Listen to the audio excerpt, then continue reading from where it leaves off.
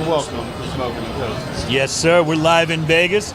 Ian just said, welcome to Smokin and Toastin. Because you said it that way, I don't know if they heard you. So, welcome to Smokin and Toastin. The mic's over here. We have a little commando set up for our microphone and video But we love it. And Ian lighting his cigar. And what are you smoking there, my friend? This is a cigar that I got yesterday at the event.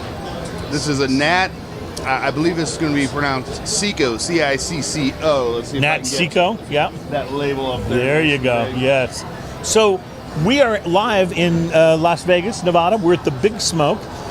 Yesterday was day one of the Big Smoke for you and I, and it was your first experience going to one of these, walking around to the tables and you handing them a little tiny slip of paper and they hand you cigars. What did you think of this arrangement? I like this. I think every place should do this, where I just give you a slip of paper with a name on it, cigar comes back. Yes. Oh wait, they do that with money too. Yeah, well, it's more of a green slip of paper, but yes. Slip of paper. No, you're right. So yeah, we've had just an incredible time.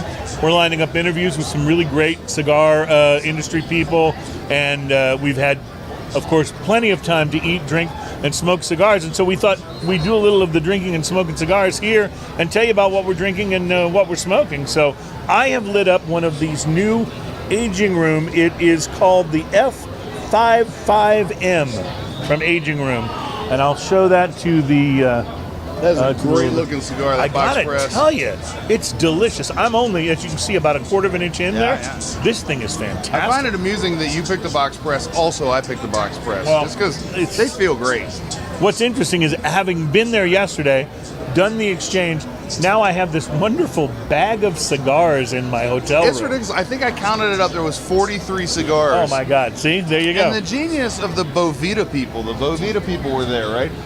And the Bovita people had a giant bag, a humidor bag, with their Bovita elements. Now, these are little elements that you just buy. They're disposable. And you use them in your humidor, yeah. Use them in your humidor. They you can touch them. They put them right next to cigars. It doesn't make any difference. And they keep it regulated exact humidity, and they're fantastic. Well, they're handing out a bag big enough to hold all the cigar swag. And so it's got the Bovita element in it. So now it's in a humidor bag, and I don't have to worry about it being in Vegas, especially since it's so dry here. My lips chapped, I think, about 3 minutes after I got off the plane. It's actually cool for Las Vegas. Not normally a word you would associate with this particular city, but it's actually a bit cool for Vegas right now. It's a little chilly. It was beautiful today, though. It was mid-60s walking around, bright sunshine, and we went up and down the strip a bit, had a great time. We're in the center bar at the Mirage, which is the casino and hotel in Vegas where the whole Big Smoke event is being held. And I don't know if you've gotten that little earworm for the Titanic song, but there's a Titanic slot machine right behind me. And when you hit a certain, a certain sequence on it, it starts playing the little flute solo from Titanic. Gives you the Titanic theme. It's pretty awesome. So, Ian, we chanced about this beer yesterday when we were having a burger at lunch. And first of all, it's outstanding. I thought we'd talk about it because it's from Wasatch, which is, those guys are from Utah. Yes. And they apparently do this brew specifically for the Mirage. For the Mirage, right. It's like it's called Amber's Ale, but it's not actually an amber ale, it's a red ale. It's Amber's Ale, not Amber being amber a person, ale. yes. So tell me a little bit about what you're tasting in Amber's Red here. So it's definitely, like you're looking at, it's definitely a red ale and not an amber ale. And it is delicious. It is smooth. It is creamy. It's the malt factor right up front on this. Yes. And just a great balance and a hop finish, which is exactly what you expect from Wasatch any given time. It's absolutely fantastic. And I enjoyed mine yesterday enough to have two. Well, I will tell you this. I find one thing very disappointing about this particular Wasatch Ale, and that's that I know I will not be able to buy it at home. That is a little... Yeah. I would buy this. This would be a regular Absolutely. drinker for me. This would be in my regular rotation, yes. This is... it's got a hop profile towards the end of the flavor that's almost like a... it's almost like a... like not quite an IPA, but almost. Yes. Well, I don't have any red ales in my regular rotation. I do enjoy them. Right. Every now and then I'll have one if I'm out at a bar or something, but I don't have any that I buy regularly. If I could get this at home, this would be in my regular rotation. It'd be like you said, it's got a great malt profile. little hoppiness, little tiny bit of hop bitterness on the back end, but not enough that it's interfering with the aging room cigar that I'm smoking. In fact, if anything, it's enhancing it very, very nicely. Yeah, they're going pretty well together. I'm pretty excited about this. This has been a fantastic trip so far. It really has. Now, it's not cheap, I will tell you, to come to the Big Smoke. It's not cheap, but it's the type of thing that if you're a cigar aficionado, no pun intended for the magazine, but if you're somebody to them, by the way, for putting on such a great event. But if this is the type of thing you're into, this might be worth saving it up for. Like I really believe that it's that good of an event. Did you catch how many years in a row have they done the Big Smoke now? Well, I went to my first Big Smoke actually in New York City. Yeah, in New York City, and that had to have been 12 or 15 years ago, maybe. I don't know if they even do the New York one anymore because of the smoking laws there. I know they regularly do Miami and Vegas, and Vegas is the big one. And there's all kinds of things. In fact, there was even a Drew Estate cigar luncheon today that we opted out of because the lines were too long. Was oh my so God! long. Yes, it crazy. was unbelievable. I mean, this hallway's got to be 25 feet wide, and it's packed from end to end for, I don't know, 40, 50 yards at least, just crowded with people ready going into this luncheon. And I decided I was too hungry to wait for that. So we missed that one. But we also stayed in the casino and lost some money and had some cigars. Yes, and you know what? When you're enjoying a cigar while you lose money, it makes it much more bearable. Well, it's one of the nice things too is if you're sitting there and you're having a cigar, eventually someone's going to come up and say, "What would you like to drink?" Right. And you order it. And you just Which is one of my favorite questions. And it's complimentary. Yes. It's a beautiful thing. One of my favorite questions. Right? Well, let me just say, if you are in Las Vegas, go to the Mirage at least to sit at the bar and order one of Amber's ales. It's Amber's ale. It's a red, and it is delicious. I recommend it highly, and I think that you should. It's worth making a trip to this specific location to try. I think it's that good because it's a very good beer. All right, so before we end the segment, Ian, let's talk a little bit about. I know you're relighting. Hopefully, no relight penalty. Let's talk a little bit about this whiskey. We were up at the bar earlier. We were there with your wife and discussing whiskeys, and we discovered this one is a Las Vegas local whiskey distillery.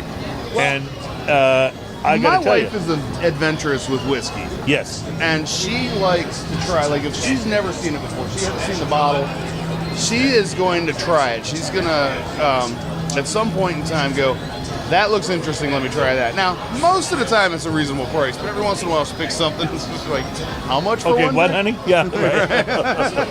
But that's okay. It's what it's about, adventurous. Well, we'll post the photo of the bottle so that if you're ever in this area, you can find it. But it is, I'm trying to read the distilling company. It's Nevada H8C, I believe, distilling company, and it's Smoke Wagon, small batch, straight bourbon whiskey, Las Vegas.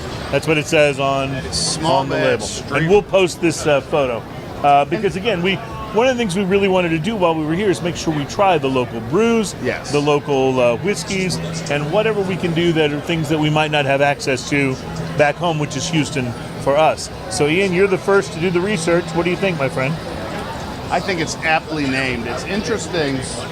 The whiskey flavor right up front, the maltiness, and then it leads into this really nice smoky finish, but not smoky like Scotch. Right. Now it's a different kind of smoke. It's not peaty. Because it's still got that sort of bourbon, almost rye taste on the finish. Yeah, it's almost like a little bit of not quite campfire smoky, but not exactly barbecue smoky either. Right, exactly. So somewhere in between. Yeah, but nice blue smoke. It does have on the beginning though some really nice, very straightforward whiskey flavors. Just a little bit of that vanilla in the beginning, and then the fruity flavors. The fruity flavors, right? Right and then you're right. The smokehouse part of it comes on the finish, and it doesn't. There's a little tanginess, like it's really. What nice. I like about it though is it kind of exists along with the fruity flavors, rather than kind of sweeping them out. You know? Right, and goes well with the cigar. Mm-hmm. Like they don't even cancel each other out. It's like this seems to be like fitting directly around this, like they're made for each other. I find that generally the fruitier tasting whiskeys work best with cigars for me. Yeah. And this is really nice because you're able to get some of the flavor of the smokiness without it sort of negating the pairing of the fruitiness in the cigar. And the cigar's not mowing over the whiskey either. We actually tried this when my wife got a glass of it earlier and tried it without having a cigar on the palate. It's very much the same way. So the cigar is enhancing things, but it's not changing the flavor so dramatically that it interferes with it. It's quite enjoyable. So we'll be trying to do some more of these cut-ins from Las Vegas as we enjoy ourselves, and that's really what the Big Smoke is about. More than anything, you looked around an enormous convention center room and saw a lot of happy guys in there enjoying their smokes and whiskeys. There was plenty of whiskey on hand. It was a beautiful night. Let's talk about this. You walk in, you get a coupon book, and then you go up to the different booths and you hand them a coupon for their specific booth, and they give you a cigar. And then we sat and chatted with everyone we could. Most of these guys were actually representing the company and or the owners or the blenders of the company standing there talking to us. This is a big event. Like, they brought out the big guns for everybody. We got to, we spoke briefly with Rocky Patel and Nish Patel. We spoke with just tons of people. The guys from Patron. Yeah, the guys from Patron. Like, I've got a stack of cards that we need to go through and catch up with. So we're looking forward to maybe getting some future shows out of this. So, well, I did want to mention one last thing before we end the segment, and that is that because, you know, the title of the show is Smokin' and Toastin', we should also mention that when you're in Las Vegas, the dispensaries are completely legal for recreational purposes. So if that's the kind of smoking you enjoy, there's another reason Vegas might be a good spot for you. And we certainly have some that are in our group that have hit the dispensary. So have enjoyed themselves. I'll tell you, this has been an experience that, while expensive, I feel like is actually worth the money, and so I recommend it highly. We'll be bringing you a lot of different interviews and some more, we hope, awesome on-the-spot reporting live from Las Vegas. This is Smokin' and Toastin', Ian, with some smokeouts. I say to you, my friend, cheers. Cheers to you, my friend.